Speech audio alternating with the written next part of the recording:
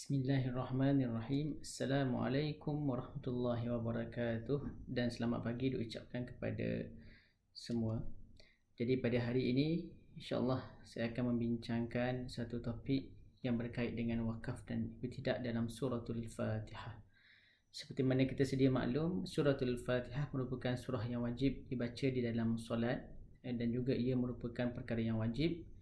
Oleh kerana itu, kita perlulah mengetahui cara dan juga kaedah bacaan yang betul, yang terbaik. Dalam video ini, wakaf ibtidak akan dijelaskan secara terperinci berapa pembahagian kaedah baca dan juga tempat yang perlu kita berhenti dan juga tidak perlu kita berhenti. Kalau kita lihat secara general, secara umumnya, wakaf dalam suratul Fatihah terbahagi kepada dua. Yang pertama ialah wakaf yang afdal, yang kedua wakaf yang harus. Wakaf yang afdal yang dimaksudkan dalam video ini ialah wakaf pada setiap ayat. Ayat pertama, kedua, ketiga, keempat, kelima, keenam dan juga yang ketujuh. Mengikut mazhab Asy-Syafi'i, Imam Syafi'i, Bismillahirrahmanirrahim dikira sebagai satu ayat daripada suratul Fatihah, maka wajib kita membaca bismillah dalam suratul Fatihah. Namun begitu, ketika mana kita tidak mampu untuk mewakaf pada tempat, kita hendak cepat ataupun kita nak baca secara wasal, maka kita boleh menyambungkan antara ayat pertama dan juga ayat kedua. Ayat kedua kepada ayat ketiga, ayat ketiga pergi kepada ayat keempat dan seterusnya. Itu dinamakan sebagai wakaf harus, wakaf jaiz.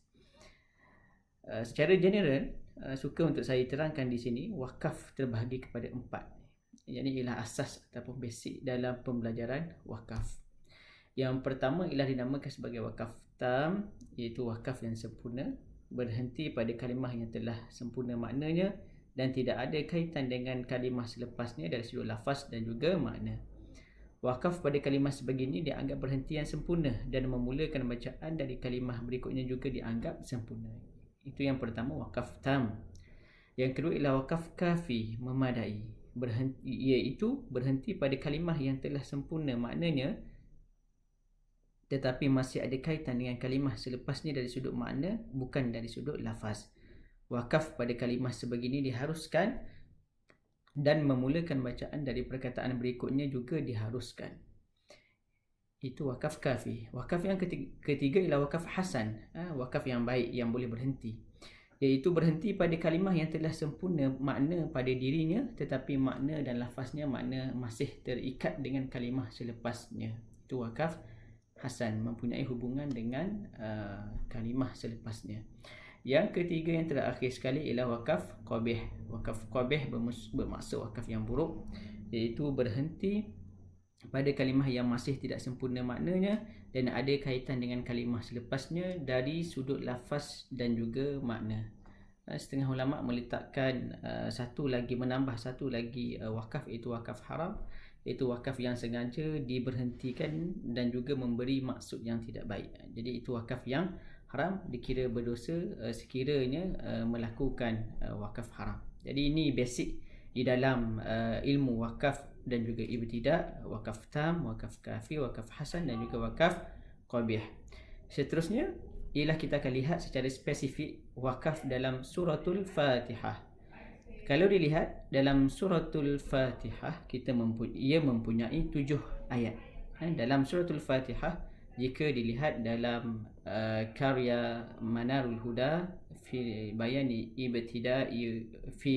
waqfi wal ibtidai, memberitahu kepada kita bahawa dalam Fatihah mempunyai 23 wakaf. 23 wakaf, iaitu 4 wakaf tam, 6 wakaf jaiz, 13 wakaf qabih. Wakaf jaiz ini juga dikaitkan dengan wakaf hasan. Wakaf hasan itu wakaf yang baik. Jadi 4 tambah 6 tambah 13 bersamaan dengan 23.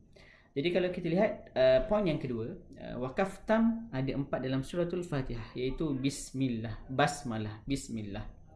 Jadi kalau tuan-tuan tengok di hadapan, dia boleh perhatikan di situ Bismillahirrahmanirrahim, Bismillahirrahmanirrahim. Jadi kita wakaf pada him, ayat pertama itu dinamakan sebagai wakaf tam. Okey, baik. Seterusnya ad-din. Ad-din, ayat yang seterusnya ad-din dalam ayat suratul Fatihah ayat yang keempat. Maliki yaumiddin. Ini wakaf tam. Okay. Seterusnya ialah nasta'in. Nasta'in iaitu dalam suratul Fatihah ayat yang ke-5. Dan juga yang terakhir sekali ialah ayat yang ke-7. Waladdallin. Jadi secara basicnya kalau seseorang hendak baca secara laju, hendak baca secara wasal, hendak cepat dalam bacaannya, mengejar sesuatu ataupun seperti dalam solat tarawih, maka dibolehkan untuk mengikut, diharuskan untuk mengikut wakaf ahli kufi yang saya nyatakan tadi, iaitu memilih wakaf tam dan juga boleh menyambung antara satu ayat kepada ayat yang lain yang bukan dikira sebagai wakaf tam. Contohnya Bismillahirrahmanirrahim. Alhamdulillahi Rabbil Alamin Ar-Rahmanir Rahim Maliki Yawmiddin Iyyaka na'budu wa iyyaka nasta'in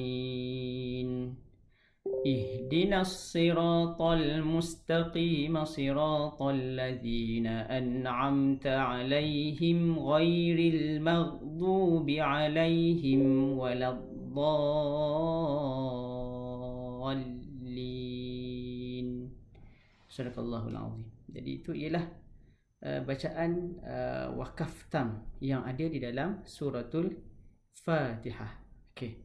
Jadi kita kembali semula, itu wakaf tam. Yang kedua ialah wakaf jaiz ataupun dinamakan juga wakaf hasan. Jadi kita boleh berhenti pada kalimah yang saya beritahu di hadapan. Ini ada 6 tempat, iaitu pada kalimah alhamdulillah, pada kalimah al-alamin, pada kalimah ar-rahim, pada kalimah iyyaka na'bud, pada kalimah mustaqim.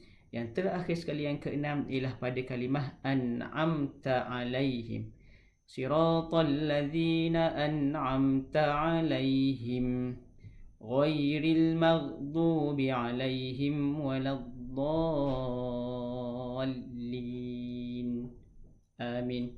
Jadi dalam ayat yang ke-7 kita diharuskan untuk wakaf pada alaihim yang pertama, bukan alaihim yang kedua. Sekiranya melakukan alaihim yang kedua, itu dinamakan sebagai wakaf qabih. Seafdalnya, sebaiknya ialah seseorang sekiranya cukup nafas, tidak ada masalah, maka boleh berhenti pada setiap ayat. Itu sunat, sunat dan juga sunnah Nabi SAW. Ayat 1, 2 sehinggalah ayat yang ke-7. Dalam keadaan dia tidak mampu untuk mewakafkan ayat, mungkin ayat terlalu panjang seperti saya bagi contoh tadi, ayat yang ke-7, maka diharuskan untuk diberhenti pada alaihim yang pertama dan juga teruskan pada ghairil maghdubi alaihim. Itu wakaf jaiz. Dan juga dalam kitab Manarul Huda dia bagi tahu di situ ala wajhi tasamuh. Ala wajhi tasamuh iaitu untuk tasamuh, kita bertoleransi, maka dibolehkan. Memang kita boleh berhenti pada alaihim yang pertama. Siratal ladzina an'amta 'alaihim ghairil maghdubi 'alaihim waladdallin. Jadi itu ialah bacaan yang ada dalam ayat yang ke-7. Ayat yang ke-7 sekiranya kita memilih untuk wakaf jaiz. Okey, baik. Seterusnya kita lihat lagi, iaitu yang terakhir wakaf qabih. Wakaf qabih ada 13, cumanya saya senaraikan beberapa sahaja, iaitu alhamd. Sekiranya berhenti pada alhamd ataupun berhenti pada malik, sepatutnya malik yaumiddin, berhenti pada malik, berhenti pada kalimah yaum, berhenti pada kalimah iyyak, berhenti pada kalimah ihdina, berhenti pada kalimah al-maghdub. Dia baca siratal ladzina an'amta 'alaihim ghairil maghdub. Itu ialah wakaf qabih. Ataupun dia berhenti pada alaihim yang kedua, alaihim ats-tsani. Siratal ladzina an'amta 'alaihim ghairil maghdubi 'alaihim waladdallin. Maka itu wakaf qabih. Maka tidak perlu untuk kita wakaf di situ. Jadi pada kali ini para pembaca, para pendengar dapat melihat 23 wakaf yang ada dalam suratul Fatihah berasaskan kepada kitab Manarul Huda fi Bayanil Waqfi wal Ibtida' yang ditulis oleh Imam Ahmad bin Muhammad bin Abdul Karim Al-Ashmuni, seorang ulama tajwid pada kurun ke-11 Hijrah. Itu sahaja untuk video kali ini, semoga memberi manfaat. Jadi sebagai penutup, sama-samalah kita memperbaharui kualiti bacaan, menaik taraf ilmu tajwid, istiqamah membaca, mempraktikkan bacaan Al-Quran yang tenang, dan juga pastikan kita berguru dengan guru yang diyakini keilmuannya. Itu sahaja. Semoga bertemu lagi. Wabillahi hidayah. Wassalamualaikum warahmatullahi wabarakatuh.